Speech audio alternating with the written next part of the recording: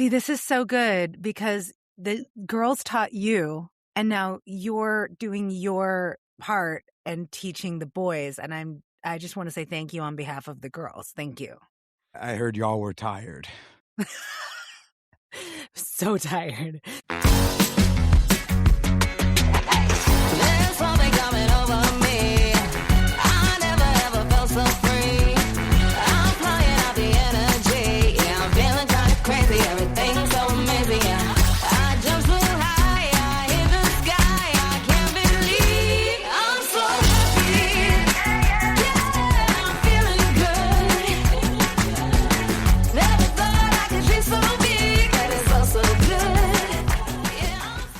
I'm Sammy Amounts. This is Happy Slut. Hello, Pine Cones. Thank you for coming back for another week. I am very tickled after editing this week's interview because I have a very cute, flirty, sexy relationship with the guest. And there's a whole backstory I'm going to tell you in just a minute. But before we get into that, some housekeeping. I want to thank those of you who have left reviews in the last few weeks. I see the new reviews popping up on the platforms. I really appreciate them. If you are listening to this show week after week and you haven't left a review yet, now's the time. Join your friends. Just stop right now and take 30 seconds and tap that 5th star and write a little blurb about what you're loving about the show. It's really helpful to get new ears on the show and also to get cool guests on the show. So please keep those reviews coming. And thank you so much to those of you who already have reviewed the show. Also, thank you to those of you who have subscribed to my Substack, both the free and paying subscribers. I am loving the growth that's happening over there. I'm writing about some pretty personal things. Last week, I wrote really in depth about a magical threesome I had with my partner and a woman I call Elle. And a couple weeks before that, I wrote about attending the sex party in San Francisco where we met Elle. I have free posts every other Friday and paid subscriber posts on the alternating Fridays, but the paid subscriber posts still have enough of a teaser where you get some good stuff, even if you're a free subscriber. So head over to sammyamounts.substack.com and subscribe to my Substack. Okay. This week's guest is Billy Procida Jr. He's a New York City-based comedian and writer and podcaster who's been very prolific in his work. He's been releasing weekly episodes of the Manwhore Podcast for the last 12 years. He has been hosting the Naked Comedy Show in Bushwick, Brooklyn for years. It sells out every month. He's now expanding to other cities. He's been in Philadelphia for a while now, in Los Angeles, and a show coming up next month, July 2026, in Chicago for the first time ever. Billy is super cool. We met originally last fall because I was looking for other podcast hosts to do cross promo with, and I had him on my show in December. In preparing for that interview, I binged a bunch of episodes of the Manwhore Podcast. And I developed a bit of a parasocial crush on Billy because he's got a really sexy voice and I like the way he talks about sex and women. As I was listening to him, I kept thinking, this is what Joe Rogan could be if he wasn't deeply misogynistic in a way that he's not aware of. So I went into interviewing Billy with a bit of a crush, and by the end of that interview, I had a full crush because he's also got like crazy piercing eyes that I deeply enjoy. And then we met in February of 2026 in person for the first time when I was in New York City and I recorded for his podcast. He got me to share things about my personal sex and love life that I have not shared anywhere else. It was the kind of interview where afterwards I was like, did I say too much? And it came out really beautifully. So if you want to listen to that, go check it out. It's in the show notes. Definitely subscribe to the Manwhore Podcast. But here's the context. Here's the story. Okay. I get giggly. So we do this amazing interview where I spill my guts and Billy's a great interviewer and really knows how to listen. And by the end of it, I'm like, okay, gonna consummate this crush. And long story short, we ended up having some really fun, delightful, intimate time together that left me glowing for the rest of my visit to New York City and beyond. So, yeah, Billy is a special guy. I am a big fan of him as a person and his work. And I'll stop rambling now. Here is Billy Procida Jr. Billy, why are you naked right now? Why are you naked? I'm not. I'm wearing a towel. I just got out of the shower. So you are naked. No, Oh, I have a towel. I have a towel on. Towels are not considered This clothing. is totally clothing. That's not clothing. In the realm of meta. If you're watching this on video, you just saw Billy's crotch ensconced in a towel. Ensconced in a towel, which constitute, look, 3,000 years ago, this was the clothing of the day. Tell me I'm wrong. You're wrong. I am not naked because if I were on stage at the Naked Comedy Show wearing this towel, people would rightfully seek a refund. Well, I don't know. I feel like towels can drop at any time. And when the towel drop and when the towel falls and drops, then I would be naked. You could remove the towel at any time and we would not know and you would still be naked. So I'm just going to operate on the assumption you're naked. If I remove the towel at any time, then yes, I would be naked. This is a wild conversation because, like, for the record, I'm not a nudist. You're not. You just do naked comedy and we love you for it. I just profit off of nudity because people have made it easy. But what I love so much about what you do is you're profiting off of non-sexualized nudity. Correct. Which is so great. Some people can't separate the nudity from the sexuality because they're so obsessed with sex in their heads. They have such fucked up views on sex that any nudity to them becomes sexual and they're kind of vibrating. And then all you have to do is name like 3 different instances of non-sexualized nudity for them to go, oh, well, I mean, not that. I mean, there was just like a scene I'm watching The Pit. There was just a scene of like, he gets mad because like the EMTs didn't want to lift this big titty lady's like shirt up to put a thing where it's supposed to be. And she went into a thing because it was too low.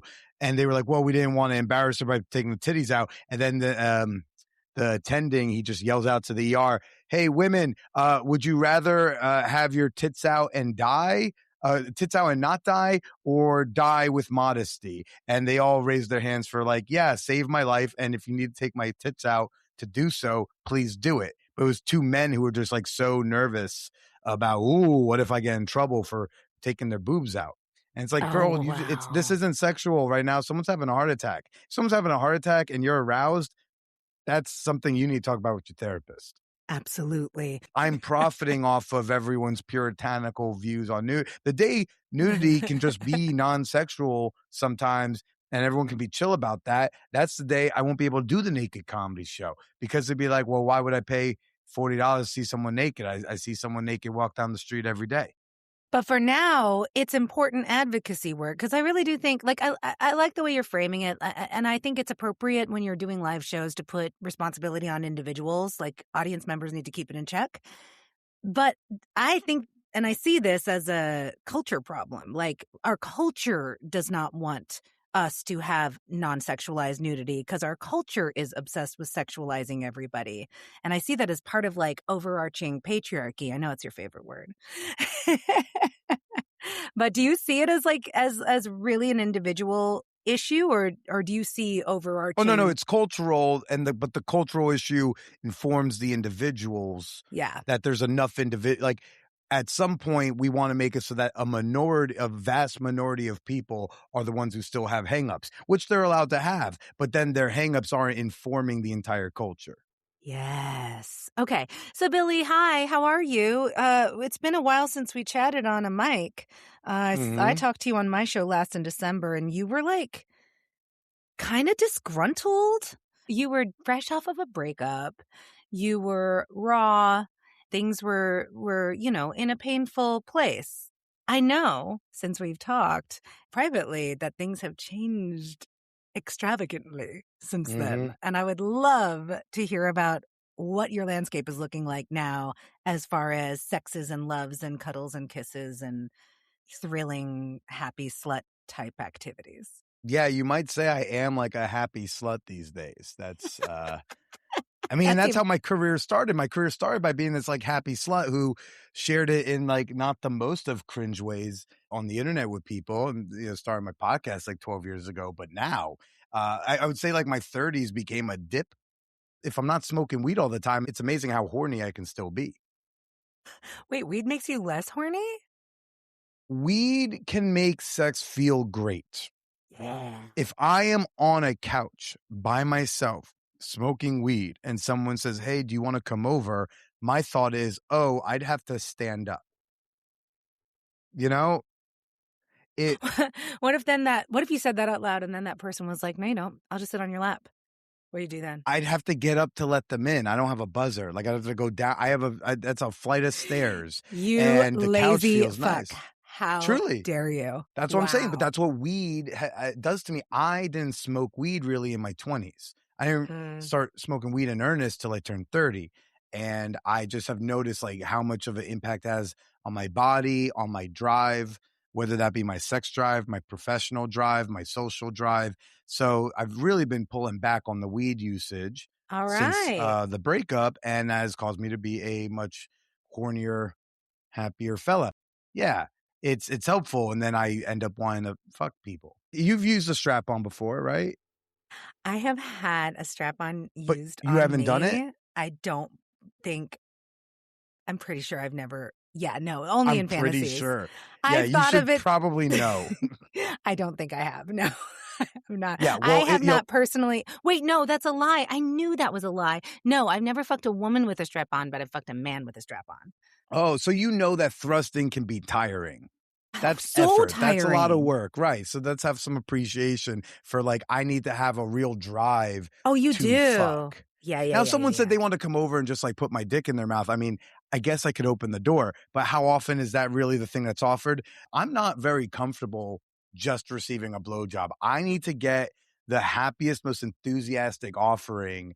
It's difficult for me to feel comfortable just requesting head without me also doing work, Yeah, is that because it feels selfish and non-reciprocal and you want to be a good lover in person? Yeah. We even love if like that. someone's just blowing me, I even if like it's just a fuck buddy, even if it's someone from the internet, unless we've pre-negotiated that this is a blowjob, I typically want to get them off too. Usually makes the blowjob better. So like the idea of just like I would feel whenever I would like offer it and I'm like stoned, I'd be like, want to come over? I'd feel guilty sending that text message. Okay, Billy, I'm sorry. All of your talk about being a reciprocal lover is turning me on, and you need to stop. We're trying to have a podcast interview That's right what now. happened the first time, right? It's hot in this booth now suddenly. Okay, so you're a happy My dick's slut. just so hanging, it's crazy. you are naked now, actually. No, but like, the towel's a flap, right? So it's hanging down. There's no lower support. So there's blood flow circulation. This is what happened the first podcast, and that's why we ended up fucking. For all of my straight and bi men listening and my gay and bi women listening, everybody who has sex with women and wants to do better, I've got a product for you. Have you heard of Kenneth Play? He is an Adonis of a man, and he has put together a video course teaching others how to please women the way only he knows how. I have personally had the pleasure of spending an intimate evening with Kenneth. I don't think I've ever had a first-time sexual encounter with somebody that was just 100% pleasurable. There was never a moment of pain. There was never a moment of meh. He knew my body better than I knew my body. He found pleasure spots in me that I did not know I had, and he made me come many times. I have gifted his web course, Beyond Satisfied Pro, to lovers of mine, and in every case, they have become better lovers as a result. And now I would like to gift this to you with a 15% discount. Go to kennethplay.com/closeted. That link gets you 15% off Kenneth's Beyond Satisfied Pro course. This is just for my listeners. Trust me. No one regrets being great in bed, and this course will get you there. kennethplay.com/closeted. So, for listeners who are not in the know, I had Billy on my podcast last December. That was when it was still the Closeted interview series. It was a super awkward, rambly conversation, but there was like weird sexual tension. And then in February, we met in person, recorded for the Manwhore Podcast, and totally fucked. And it was great. And I haven't seen you since then because I haven't been back to New York and you don't come to Texas. So that's what happened. That's the backstory. That's why, yes, the unabashed flirting is not in your imagination. It's real. But Billy, I want to know about how things have blossomed for you since your breakup. So like you're super slutting out right now. What does that look like? What's the landscape looking like these days? I feel, I don't feel like I'm trying very hard to go like add people, and I'm like barely on the apps. I have just been meeting people and connecting, and again, because my mind is clearer and because I'm treating my body better. That's the other thing with weed. I end up eating like an asshole, and if I'm sludgy and full and lethargic, chemically I'm slower. I'm also feeling gross. If I feel gross, I don't want to fuck as much, especially not like try to, shoot my shot with anyone. I feel, Yeah. You don't feel attractive. You don't necessarily even want to like deal with that. If Yeah, I I get feel it. sexy, I am being sexier. And then that attracts people into my world. So if you're treating yourself right, I think people can kind of sense that off of you. And then they're kind of like, ooh, what's going on here? So Totally. yeah, I have got like a cool cluster of lovers going on and faraway people that I can flirt with and send voice notes to and sometimes make arrangements with. Honestly, this feels like when I was like 27. This is kind of awesome. Ooh, okay. So when you say a cluster of lovers, like what kind of numbers are we talking? What kind of frequency? Well, when I broke up with my ex, I did low-key just start texting everyone who I had in a fog of weed smoke been ignoring or had fallen off of for the last few years. So I just started like retapping people of, hi, I'm a person again. You want to like make out? And that worked for some people. One of whom is this 50-year-old. I met her like 3 years ago. She has been with her wife for over 20 years. They have grown children, but they had recently opened up their marriage. And she hadn't been with a man since college. So when we hooked up the first time, I was the first dick in her in like over 20 years. No pressure. My goodness, Billy. Okay, so what was that like for her? We had to go very slow. Can you get her on the phone? Can you call her right now? I do not think she would be down for. I haven't even gotten her on my podcast. Yeah. So that was interesting because like one, there's like this pressure of I'm representing a gender, kind of, so to speak, right? Kinda, yeah. You really don't want to fuck this up for everybody else. I mean, newly introduced, like 30-year lesbian, now being bisexual again actively, hottie, like make sure she has a good experience. Did you make sure she has a good experience? Yeah, I did enough that like when I was fading off into my downs and my weed smoke and all that stuff, she was still hitting me up. And I mean, the last time I had seen her from that first round was like 3 a.m. On a New Year's morning. She had gone to a New Year's Eve sex party near me, and I stayed home smoking weed, watching movies, and eating snacks by myself. And then she hits me up to be like, can I come over and, whatever. And, this was part of why I stopped wanting to hit people up when I'm stoned, because she comes over. She's so excited to see me. And I'm kind of like I'm kind of about it. And, Lukewarm. I was lukewarm, but it's not necessarily just about her. It was just about all of it. Yeah. And life and everything. And I was whatever. So she comes over and like, I don't think I gave her a great fuck. I felt good for me, but it was I don't think I went down on her. We made out on the couch. She gets on top of me and she rides me on the couch. I bend her over on the couch. And like, I don't know how particularly long I lasted. And I just kind of like fucked, and I came and she went home. Granted, she had just been at a sex party. Hopefully she got hers while she was there. But then, I I didn't like hit her this up. woman. Did she play at the sex party? Do you know? I forget for that particular. This woman's having a sexual renaissance. She was like, I'm 50. I'm opening the marriage. She like got herself a membership to like every sex party in New York City. She's just like, on any night of the week, I want to be able to go to an orgy if I want to. Wow. God bless her. And she's out there. She's got her own roster and stable now of like men and a couple women. Like she's doing great. We're very happy for her. And so I hit her up and we get together. Since I'd seen her, it's not like I gained weight type of thing. She had started taking, like menopause hormone stuff. And the hormones were making the titties titty. Like she must have gone up like 1 or 2 cup. Like she went up in size. And then her ass like became an ass. She all of a sudden, I was like, I remember being like, did you have ass like this before? She said, no. Ooh. But again, this wasn't all like, she's been eating. It's just like how weight's been redistributing with the hormones. I'm like, I like this. And she can take dick better because now she's been getting dick down. One of her stable dudes is apparently very, very well endowed. And it's been great playing with her again. Again, because I'm clear-headed, I can be in excitement to meet with her.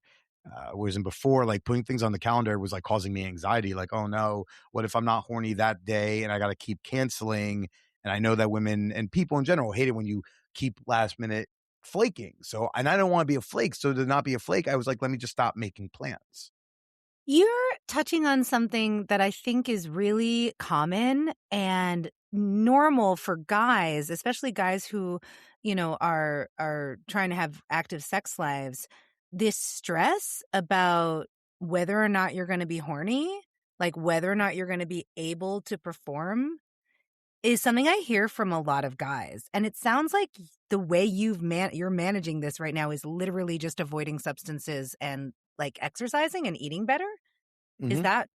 Is that it? And that's like solving that issue for you? I mean, I'm not going the extremes I don't think are very healthy. So I'm not never smoking weed again. I'm not drinking. My voice is hoarse because I had a hell of a good birthday party last weekend. And my book club goes hard. So I still drink. But like, yeah, I'm smoking weed less often and I'm trying to smoke it more intentionally. Right now I'm at the tail end of a snack kick that started like around Memorial Day weekend.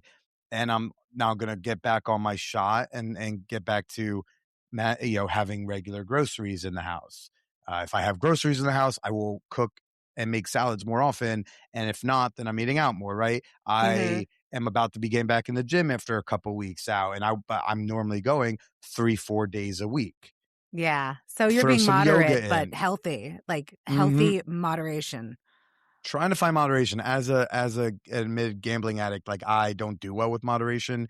I don't do well with moderation with a lot of things. So it is hard, but doing so makes me be hard more often. So that I think that's good. And when you say like worried about being horny and being able to perform, like I could meet up with someone, not be horny, be hard and not turned on. You know what I mean? Like I could be biologically capable of doing what we want to do, but like I'm not excited about, I'm not horny and I don't want to be having sex I don't want to be having.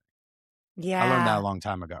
So yeah, so the 50-year-old, she's been fun. She just hit me up about how I would feel about doing like an MFM threesome. So I was like, okay. How do you feel about that? I want to know too. Oh yeah, like sure. I mean, it depends on the circumstances and the who. And I do think that when it's 3 people who they do not all know each other directly, that there needs to be some space for, hey, we might make plans and we also may not do the thing. Especially if you're like a couple. I think like if you're a couple you go out with, they're like, take the pressure off. Don't say we're not gonna hook up. Just know that it's okay if you don't. I think married couples, that could be stressful because they got kids, they got jobs. Like this might be the one of 2 nights in a month they get to like go out and they're going to reserve it for like a threesome. And maybe they got to let that shit go. They got to let that shit go. If you're not excited about it, just let's say, it's not a fit and then go home and have awesome 2-person sex with each other. It's fine. I love it. Threesome etiquette for the people interested in threesomes is always have a runway of like just hanging out in conversation. Treat it like a date. Treat it like a date. A first date. Do everything you would do to impress a first date. And don't do anything you wouldn't do on a first date, like expect it to turn into sex. That's a mistake. Don't do that. Don't do that. All right, go on. Yeah, so you've got your wonderful sexual renaissance woman. Love her. Mm-hmm. What else you got going on?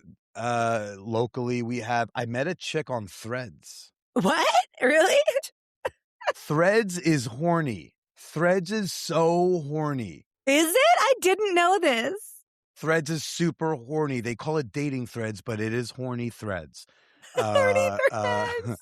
So like you'll see like randomly like a post like, hey, we're all the other board baddies in between 42 and 47 who weigh more than 137 pounds and like D&D and don't understand if they're pansexual. I don't know. Like it'll be really specific, who are also Cincinnati Bengals fans, right? And then you'll see a thread of dozens of chicks showing up, posted hot selfies and thirst traps, or someone will be like, hey, we're all the big boys with the biceps and the thick thighs. And I'm like, oh, I'm here. I'm right here.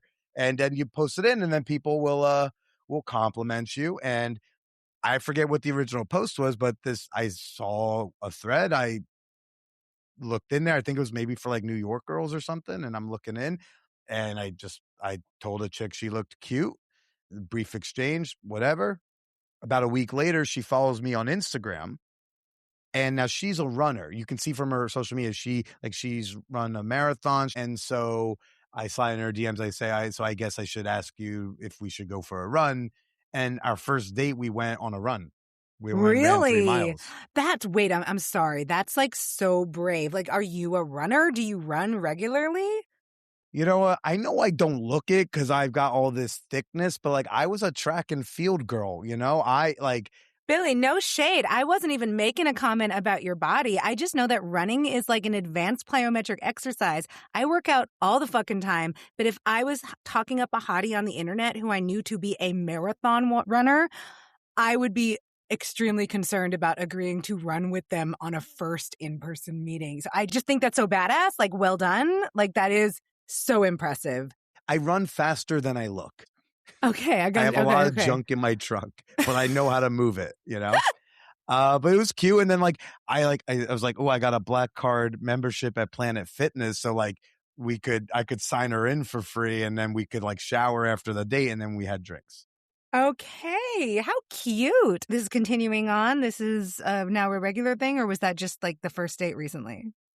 No, this was like a few, probably like 2 or 3 months ago. Yeah, so she's become like a regular lover, a sweetie. Actually, like pretty much all the dates, like most of the first 5 dates were all like kind of cute.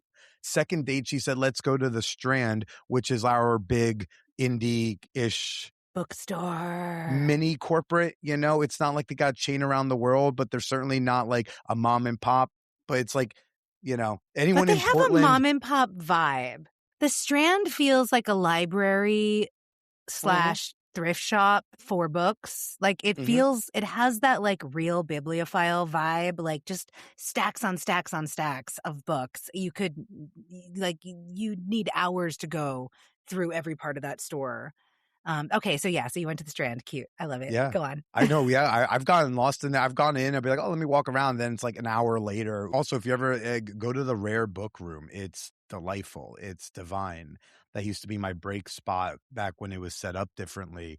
Smells of old books and no one really bothers you because it's empty. So I would go like charge my phone and read whatever I'm reading in these like comfy sofa chairs. I don't know what it looks like now, but like 10 years ago, that was like my low-key secret hideaway in Manhattan was the Strand Rare Bookshop. But we went and we walked around for like an hour and a half. We talked about books we liked. We talked about other things. And then I took her to like go get a donut nearby at like a cool donut spot.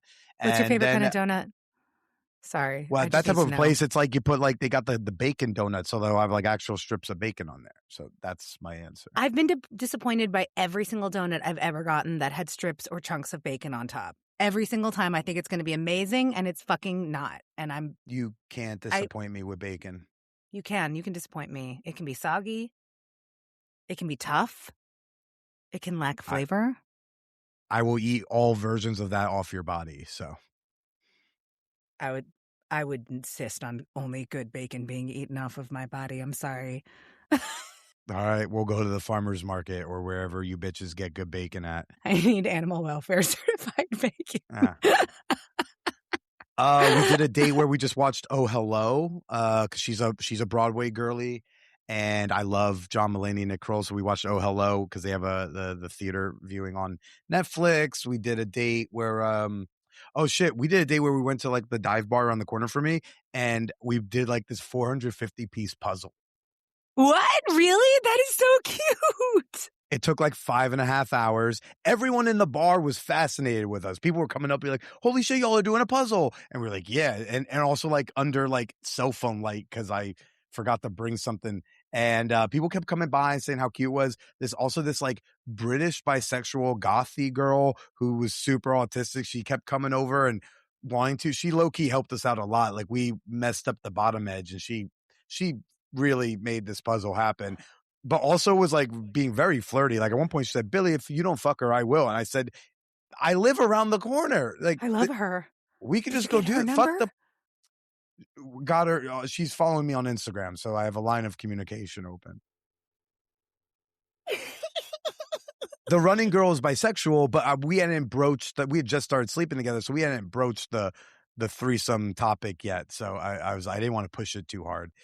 As one problematic man once told me, but it was very good advice. He said, "Billy, there's always another bukkake." What? What? What This is that a supposed motto to I've mean? lived by my entire adulthood. There's always another bukkake. Like it's fine. It doesn't have to happen now. So like, It's, don't get desperate. Is the yeah.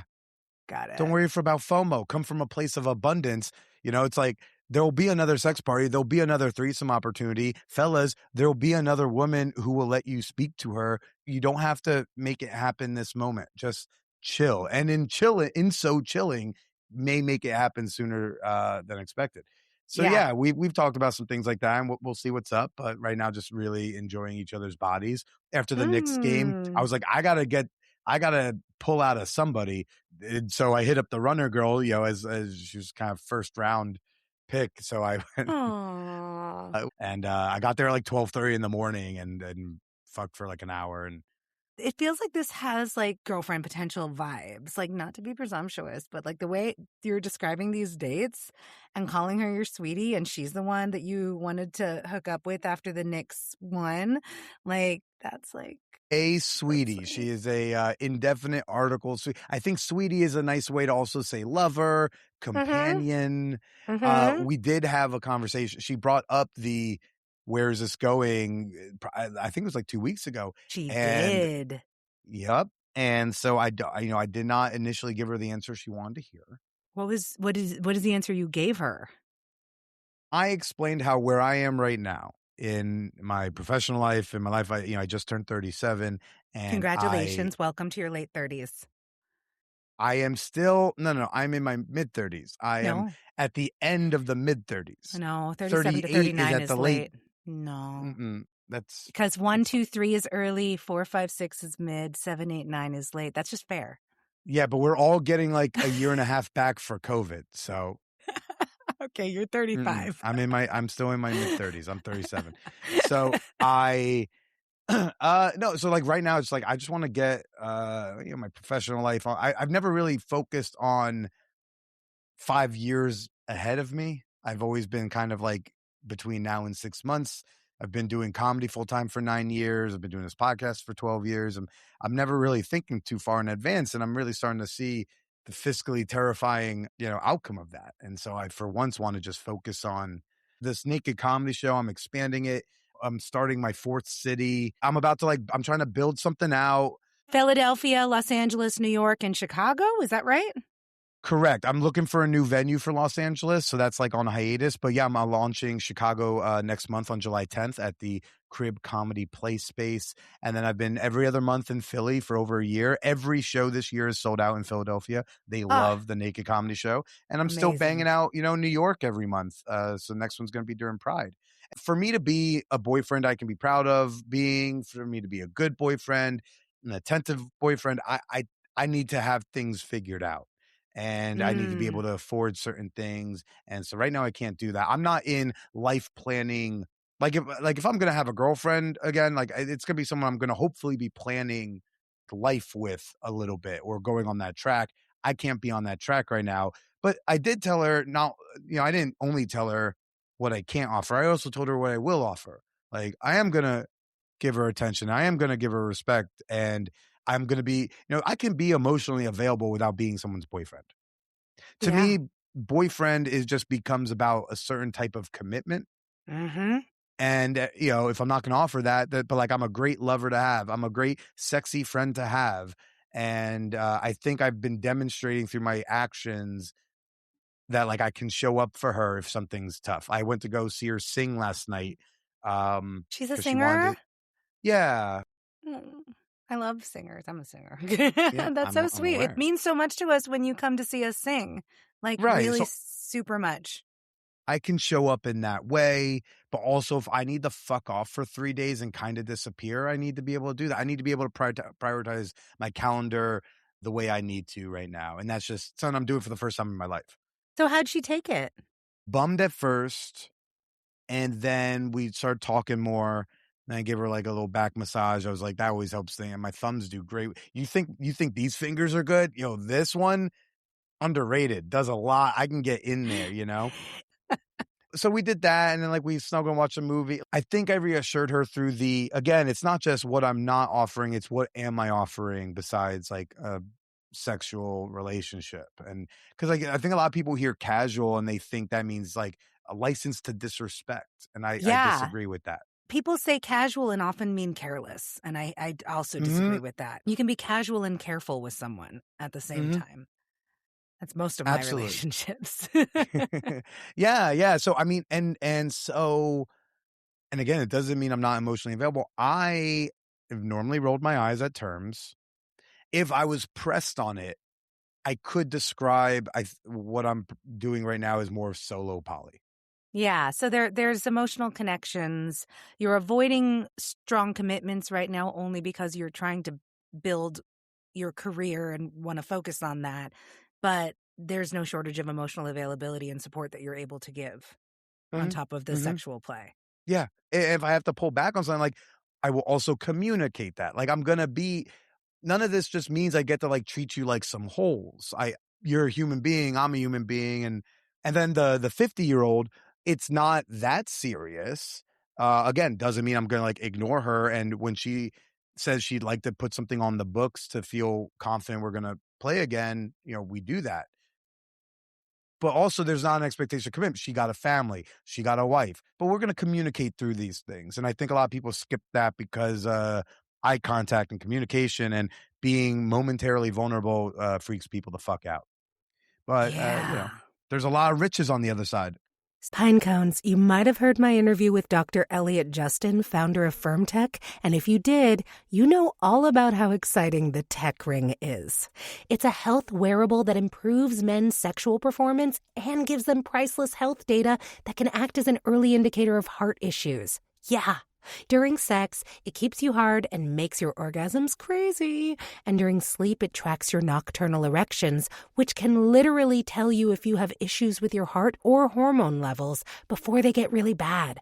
This product saves lives and marriages. And I'm really excited to give you a 15% discount on any of FirmTech's products with code CLOSETED at checkout.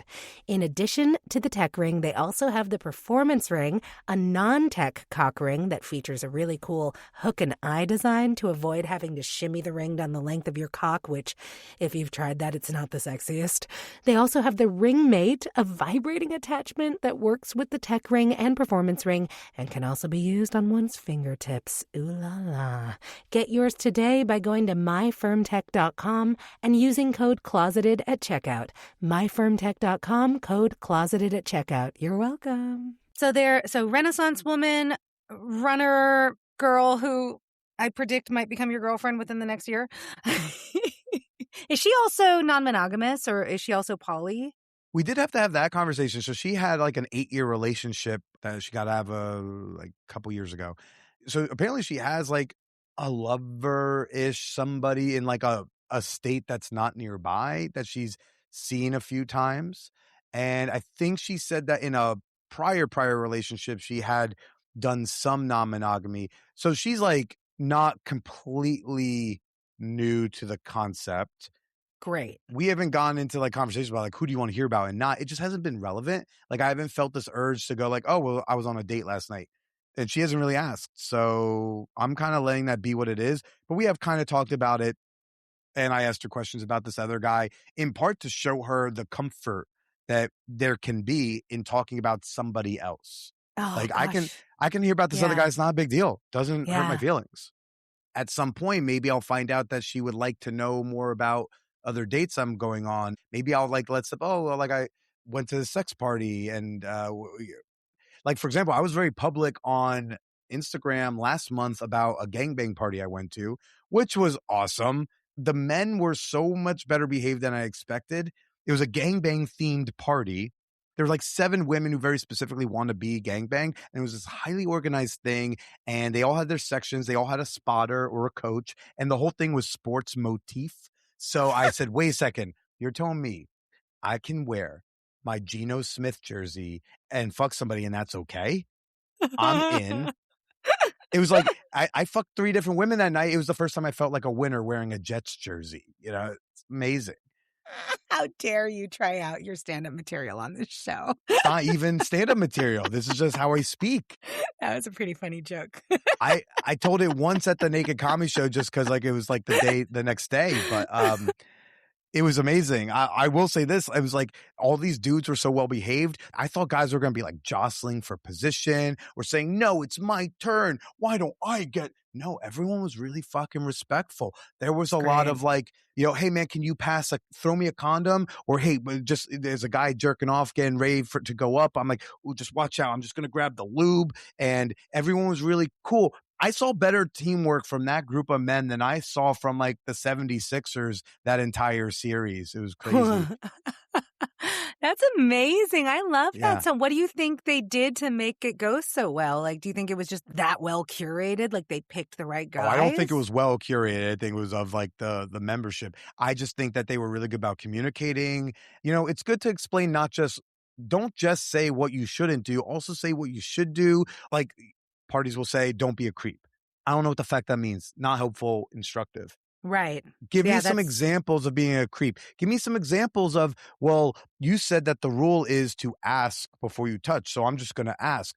But give us some examples of what's an appropriate situation to ask and an inappropriate, like a very common inappropriate way at a sex party where, okay, technically you're asking, but you're fucking the vibe up, is you see like a pile of 5 people who have all pre-negotiated consent with each other. They've all had a conversation, whether they know each other or not, and they're all doing the thing. And then you walk up and say, hey, can I join in?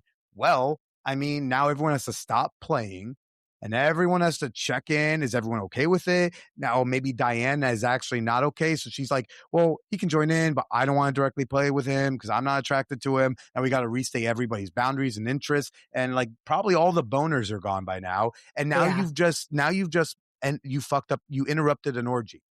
Yeah. So don't be that guy. Good point. Yes. You're There not are breaking situations a where, rule. yes, there's situations where it's like not a good idea to ask, like stay the fuck away. Yeah. Oh, I never thought about that. That's really smart. Yeah. Or how like you're talking to a woman and you know that if she says no, that you're supposed to fuck off. But right now you're like, oh, I'm trying to flirt, but she's not making eye contact with you. She's doing like 1-word answers. Yup. Oh, like I'm new.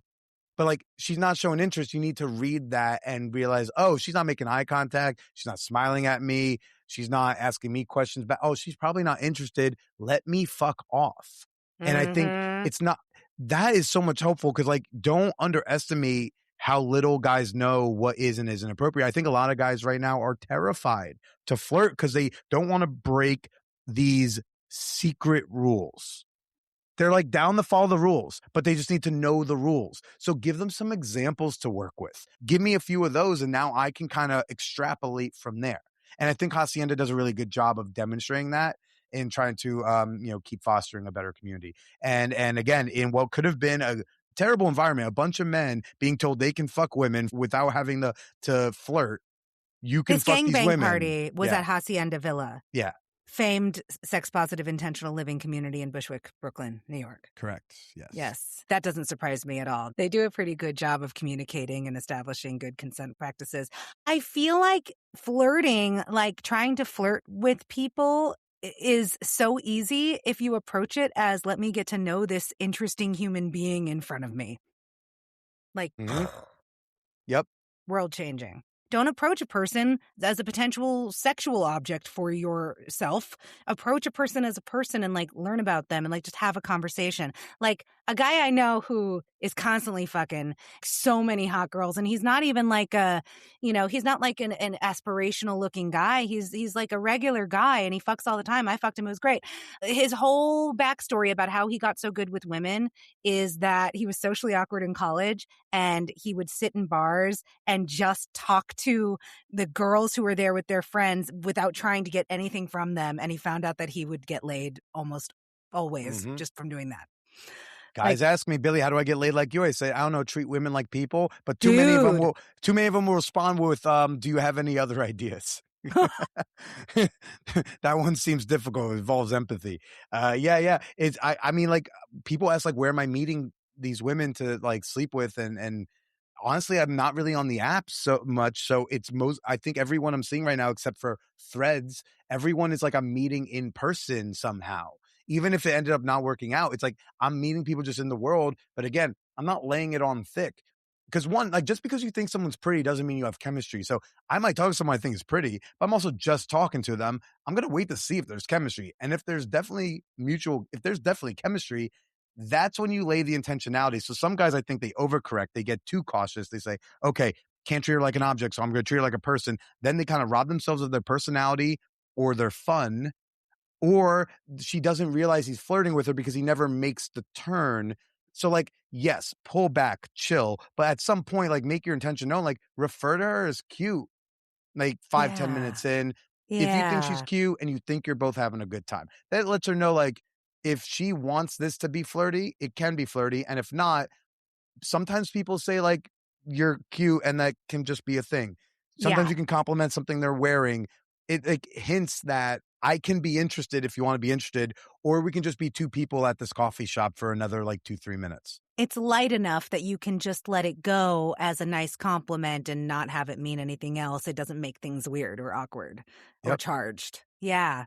Meanwhile, yesterday on the subway, like I was next to this, I walk in and there's a guy, he's like clearly laying game on this girl to the point that I thought they were like already together. And then I hear him like say, yo, we should get a drink, maybe a cocktail, maybe this, maybe that. And he's talking like mile a minute the whole time. Haven't heard her say any words until he's saying, we should get a cocktail, we should get this, we should get that. And then she goes, yeah, no, I think I'm good. And then he took 2 beats and then he's like, well, I'm gonna let you be, which is good. He lingered like half a beat longer than I think was cool, but whatever. And then he fucked off. And then there was a woman who was not connected to this woman sitting down. So like they were standing and she's sitting right next to them on the train. She immediately looks up at that woman and says like, are you okay? Because that guy was laying it on too thick. He was too close. Yeah. Like, fine, talk to people on the subway, but like, there's a difference between like a smile when like you talk to me and a nervous smile that looks like that emoji where it's like, is that a smile or are they scared? I don't really, the one with like, that one. I don't know. What is that emoji? So it seems not good. Yeah, not good. If they're gritting their teeth, not good. All right. Yeah. So, Billy, you've got Renaissance woman, you've got runner girlfriend. What is the rest of your constellation of lovers right now? So there is a woman who like I definitely ghosted years back in my weed haze. I asked her, I was like in her neighborhood during the March Madness. I was like, hey, do you want to watch some of this Arizona game or have a drink, just catch up? Because we had seen each other at a party not that long prior. And we did. I did not intend for us to hook up, but then she just basically, we had a drink and then she just invited me back to her apartment where she has a great array of whiskey. And then we ended up fooling around. Great. And now that like I've been more communicative and I've been clear that I don't want to waste of time. We've just been 2 ships missing each other. So we're clearly going to be fooling around again some more. She came to my birthday party. And then there have been some other women who've popped up and go, here's a good example of I'm trying to respect my time more than like find more pussy. So I met a woman at like speed dating. She was interested, very vanilla kind of girl, very kind of typical, normative, straight. I'm not anti-straight women. I do find that I don't connect with them as well. They're very locked into normative things. So you're straight. But, yeah, whatever that means anymore. I don't. You're saying you've never met a straight woman who wasn't. I didn't say not never. Just I tend to attract queer women. I think there's a reason for that. I mean, okay, yeah. Because I'm not a typical. I can't argue with this. I wanted to defend the straight women. They don't need it. They don't need it. They're can't. fine. I They're got good. nothing for them. Yeah, I don't They are understand them. defendable, but they don't need your defense. You know what I mean? Like, I don't believe that straight women exist. well, this one the two ships and the night lady, she's definitely straight, but yeah, she's fun. Then, but like, so this lady I met, she's like about my age, and she's like, again, we've covered that I am professionally poor, and that she has a salary and has a studio apartment in Chelsea. And she still was like, I was like, so should we, I guess she's laid it on thick. So I said, should we get coffee? She makes it clear she wants me to pay for the coffee. Okay. Which is like it's only weird. coffee. Yeah. I was like, you know what? It's only coffee. I don't need to die on this hill right now. Fine, whatever. And then, but like, she keeps bringing up all these things of like these gender norm stuff that I'm not into. Anyways, like we made out once, cool. And then I went over to like eat her. I was just kind of stressed that day. And I thought, you know what would make me not stress out? Like maybe if I just like ate pussy, I feel like that would make me less stressed. I could just focus on something I know I'm good at and do that for like, so I just text her, hey, you want me to like come kiss your pussy for a bit? I go over, I went down there for like an hour. She comes over and over again. She keeps saying like, what the fuck? Are you joking? Wait, are you joking me right now? She clearly has not been treated like that sexually before. That night, she still texted me about things, not necessarily about me, but in general about how like she likes being taken care of by a man. I feel special when a guy pays for stuff for me. I go like, do you not feel special right now? I just ate you out for an hour and I didn't ask you to touch my dick. That takes a shit ton more effort, skill, and interest than paying for a dinner at any restaurant. Like for a guy who's going to be bad in bed, probably. You know what I mean? Like the more they're willing to pay for you, the worse in bed they are. It's just a rule. Facts. It's just a rule. That's why when I'm rich, I will still be splitting the bill. No, I'm kidding. No, I'm kidding. Listen, I wrote I wrote an essay about this that kind of went viral in like 2014 or 15 about how I think it's sexist to expect men to pay for the first date. Now, I mean, I think it's fine if he wants to, or if he is the one who initiated the date. Yeah, I like the initiator paying, I think, is a good like rule of thumb. Yeah, I think the initiator paying is a good rule of thumb. Splitting should always be fine, I think. Or if there's an enormous disparity in income and like one person makes a lot more, they should fucking pay. They should. So this is someone who's like, I mean, I say I don't think it's going to work out. I got people and I got limited time. It's not like we have talking chemistry. Is this who I want to spend my time with? You know what? I think I'm good. Like wasting my time right now with people who are willing to have sex with me that I'm not that excited about. Like I only want to be sharing a bed and my cock and my mouth and my time, most importantly, with people I enjoy, because like sex is around, but it's more fun to have sex with people you can talk to before and after. Quality over quantity. Yes. Yeah. And so then there's like other rumblings around, but then also I've got my people out of state, right? I can't wait to put my tongue in your mouth again. That's going to be great. I wasn't sure if I was going to have sex with Sammy. I was like, I know I'm going to want to fool around. I don't know if we're going to, if I wanted to fuck.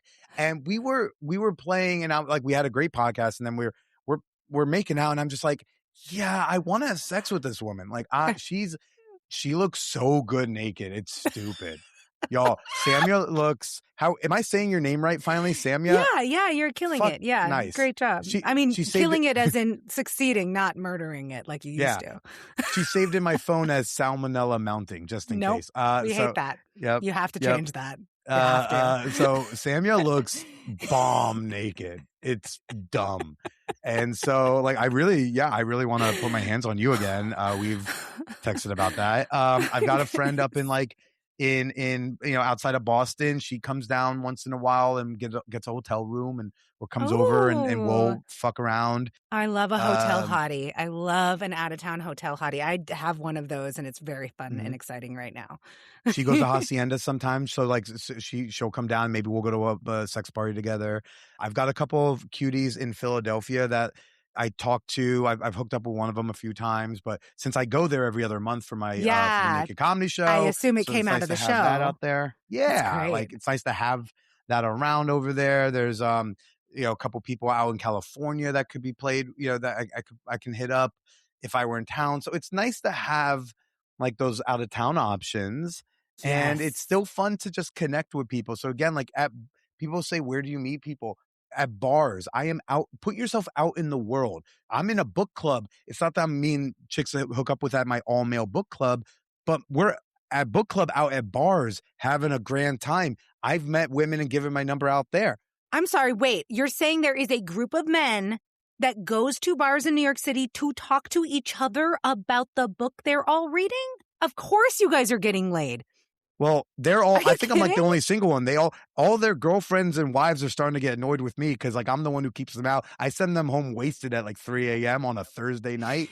You're a Because problem. who gives a fuck to me? Like we had one guy, this guy, he's a lawyer, and he came out to like 2 book clubs. I send him home trashed both times. His wife no longer lets him go to book club. Shout out to Last Call Library on Instagram. They're good boys. The book club is too debaucherous for her. Oh my So, God. but I, good. you know, I've been texting you this like randomly the last couple of months. Like it feels great to feel great again. And like, am I, you know, terrified financially in this like environment that we're in this world and the AI of it all? Yes. Do I have, sometimes I go through my waves of like weird stuff with my body? Yes. But I know how to fix that. Go to the gym. Even if I'm not eating the best, going to the gym 3-4 days a week makes me feel like a different person. Well, it gives and I'm you still that like a thick boy. structure. It's, you know, like I don't give a fuck how big or small somebody is if it's clear that they put some kind of investment into being strong and healthy and fit. I'm never going to be thin, but I can be strong. Yeah, like I hope I never get thin again. If I do, it's because something is going wildly wrong with my mental health. Mm-hmm. But I will always be strong unless I can't because of like a cancer, like that is the only thing that will stop me.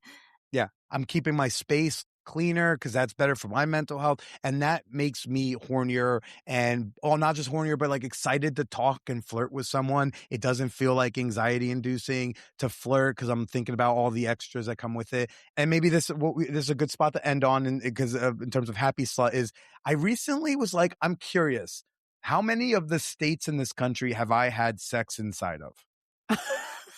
Let me go through the list. And I was like, I can't use the same woman to knock off 2 different states. And now it's enough that I'm thinking, I think I want to have sex in all of the states. And so this is an exclusive. I am formally saying, if you want to help me knock off a state, slide in my DMs, hit me up. All right, listeners, are any of you vulva owners out there interested in helping Billy with his mission to have sex with a different person in all of the United States of America? Please write into Happy Slutcast and I will connect you.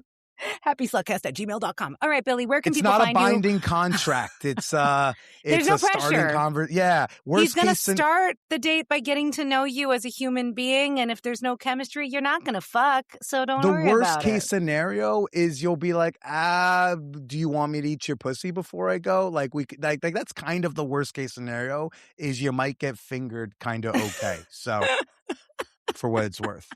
It's more than kind of okay. It's quite good, in fact. I can vouch. All right, Billy, where can people find you and what do you want them to buy tickets to? So New York City, we're kicking off Pride Weekend, June 25th. Philadelphia will be back on August 1st at the Velvet Whip. And Chicago, the Crib Comedy Play Space on July 10th. It's the night before the Naked Bike Ride. Go check out Eventbrite for those. You can come follow me. I'm on Instagram at Billy Procida Jr. And you can check out my podcast. We're out every week, the Manwhore Podcast. And definitely start with Samia's episode, because if you thought last time was flirty, wow. I got emails about you being like, did y'all fuck? Are you guys? Is she gonna touch your penis? There's a lot of that, and it's super great. So yes, please come out. Thank you so much, Billy. And you've already said that you're a happy slut. I'm so happy for you. We'll do this again soon. I can't wait to be on your show again. Thanks so much for talking do the to me podcast today. again or have sex again? All of the above. Please touch my butthole. Okay, let's go. Oh, you're into that? All right, bye.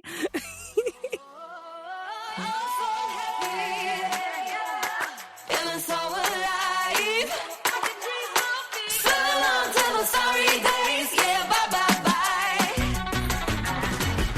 All of those links to buy tickets to upcoming shows and to check out Billy's podcast, the Manwhore Podcast, are in the show notes. Definitely go connect with Billy. He's not kidding. He really is on a mission to have sex with a different person in all 50 United States. And if you find him charming, you might be the lucky girl. Oh my goodness. I love being able to have relationships that have a sexual element that don't have any measure of possessiveness or awkwardness around both of us also having other sexual relationships with other people. This is my life.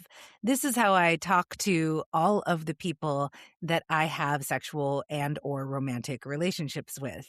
I don't like to hold back. I like to know who they are as people, which includes knowing about their important relationships.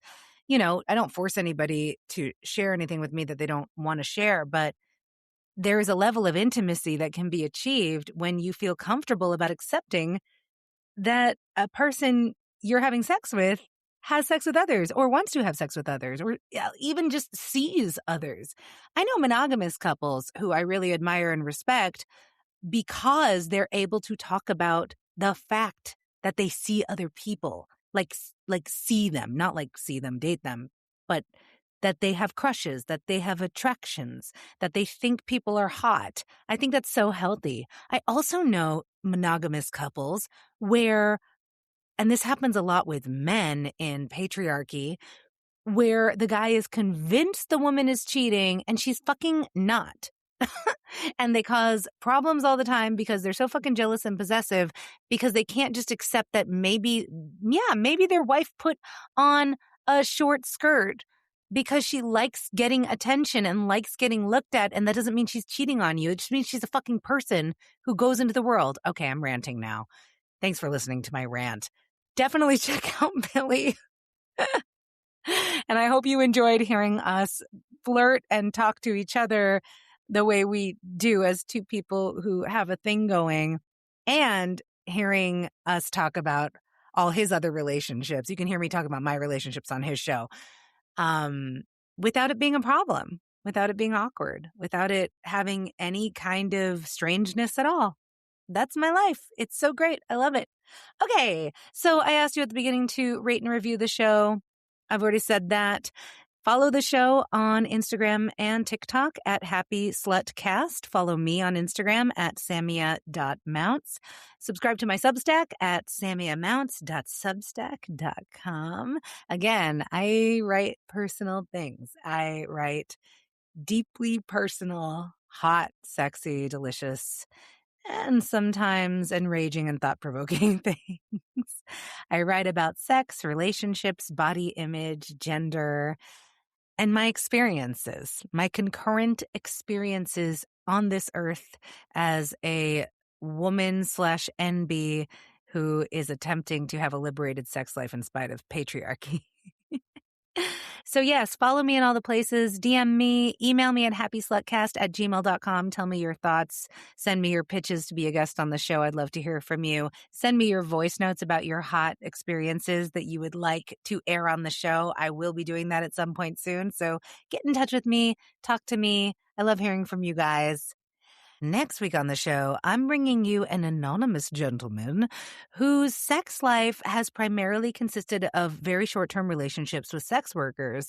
And he wants you to know that we need to be celebrating these workers instead of making what they do illegal, because they're helping a lot of guys like him out. That's going to be a really interesting conversation. I'm really looking forward to sharing with you. So tune in next week to Happy Slut. In the meantime, take care of yourselves. It's been an absolute pleasure. Bye, sluts. I'm so happy, feeling so